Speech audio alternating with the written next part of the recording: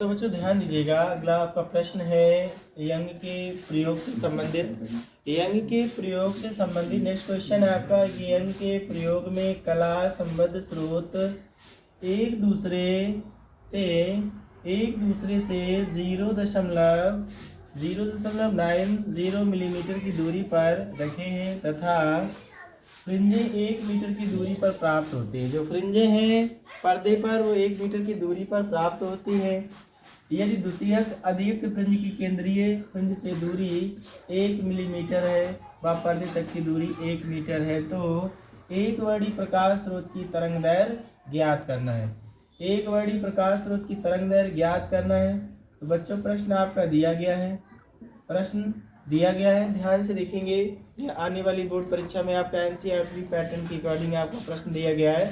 इस प्रश्न को अच्छे से समझेंगे, ध्यान देंगे। सवाल में दिया गया कि यंग के प्रयोग में कला संबद्ध स्रोत, जो कला संबद्ध स्रोत होते हैं उनको हम क्या कह सकते हैं? स्लेटें भी कह सकते हैं, द्विक रेखा छिद्र भी कह सकते हैं। बच्चों कला संबद्ध स्रोत यहाँ पर स्मॉल डी बराबर दिया गया 0.90 मिलीमीटर। स्मॉल डी बराबर 0.90 मिलीमीटर को आप मीटर में चेंज कर लेंगे, माइनस का 3 हो जाएगा तथा फ्रिंजें 1 मीटर की दूरी पर प्राप्त होती है। जो प्लेटें, जो पर्दा है, पर्दे पर जो फ्रिंजें दीप्त अदीप्त और दीप्त अदीप्त की अवस्था में जो प्राप्त होती है वो 1 मीटर पर बनती हैं। ध्यान देंगे, द्वितीयक अदीप्त फ्रिंज m बराबर कितने क्रम की है? m बराबर द्वितीयक अदीप्त फ्रिंज की केंद्रीय फ्रिंज से दूरी x बराबर कितना दिया गया? 1 मिलीमीटर। 1 मिलीमीटर को आप मीटर में चेंज कर लेंगे, माइनस का 3 हो जाएगा। तो यानी कि x बराबर कितना हो जाएगा? 1 × 10⁻³ माइनस का 3 मीटर। तथा पर्दे की दूरी यानी कि कैपिटल D कितना दिया गया? 1 मीटर दिया गया है। तो एक वर्णी प्रकाश की तरंग दैर्घ्य ज्ञात करना है। एक वर्णी जो प्रकाश सवाल में है उस एक वर्णी प्रकाश स्रोत की हमें तरंग दैर्घ्य ज्ञात करना है। बच्चों एक वर्णी प्रकाश की तरंग दैर्घ्य ज्ञात करने के लिए हम क्या कर सकते हैं? सर्वप्रथम समझिएगा, यहाँ पर जो फ्रिंज है सवाल में वो अदीप्त फ्रिंज है और अदीप्त फ्रिंज के लिए अदीप्त फ्रिंजों के लिए दूरी का संबंध होता है x बराबर, हम लोग क्या ले सकते हैं? x बराबर आप फार्मूला देख सकते हैं बच्चों, 2m-1 इंटू में d लेमडा बटे में कितना होता है? यानी कि 2m-1 इंटू में डी लेमडा बटे कितना ले सकते हैं? बटे में हो जाएगा 2d, बटे में कितना हो जाएगा बच्चों? 2d। ध्यान रखना, अदीप्त फ्रिंज के लिए जो फ्रिंज की दूरी के लिए संबंध होता है x बराबर 2m-1 d lambda upon 2d। x का मान बच्चों दिया गया है सवाल में, कितना है? 1 × 10⁻³ बराबर 2 और m का मान कितना है? द्वितीयक अदीप्त यानी कि m का मान 2 दिया गया, माइनस का 1 इंटू में कैपिटल D का मान 1 है, लेमडा ज्ञात करना है, बटे में 2 इंटू स्मॉल d।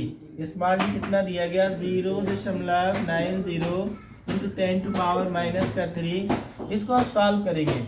पॉइंट यानी कि 0.2 अंक आगे दशमलव हटा देंगे, माइनस का यहाँ ऐड कर देंगे, ये वैल्यू भाग में। इसको एक बार इस तरीके ले सकते हैं, 1 × 10⁻³ बराबर 2 दूनी 4 माइनस का 1 इंटू में लेमडा इंटू 1 इंटू में क्या बचेगा? लेमडा बटे में कितना हो जाएगा? 90 दूना कितना लिख सकते हैं? 180 × 10⁻³ दो कितना हो जाएगा? 5।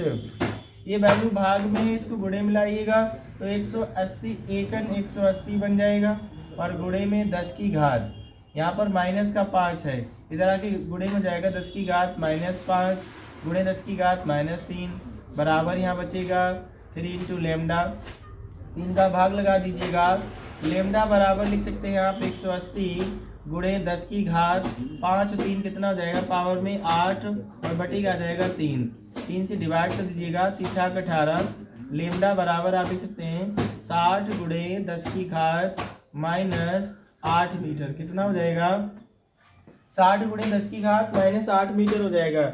यदि आंसर ज़्यादातर आप देखे होंगे कि जो तरंग दैर्घ्य होता है वो एंगस्ट्रॉम में ज्ञात करते हैं, तो लेमडा बराबर जो दिया गया, लेमडा बराबर 60 × 10⁻⁻8 मीटर को हम क्या करेंगे? लेमडा बराबर आपका जो वैल्यू दिया गया, लेमडा बराबर 60 × 10⁻⁻8 मीटर को एंगस्ट्रॉम में कन्वर्ट करने के लिए माइनस का 2 घटा देंगे, प्लस का 2 जोड़ देंगे, तो बच्चों लेमडा बराबर जो पावर प्लस का है उसको आप जीरो में कन्वर्ट कर दीजिएगा।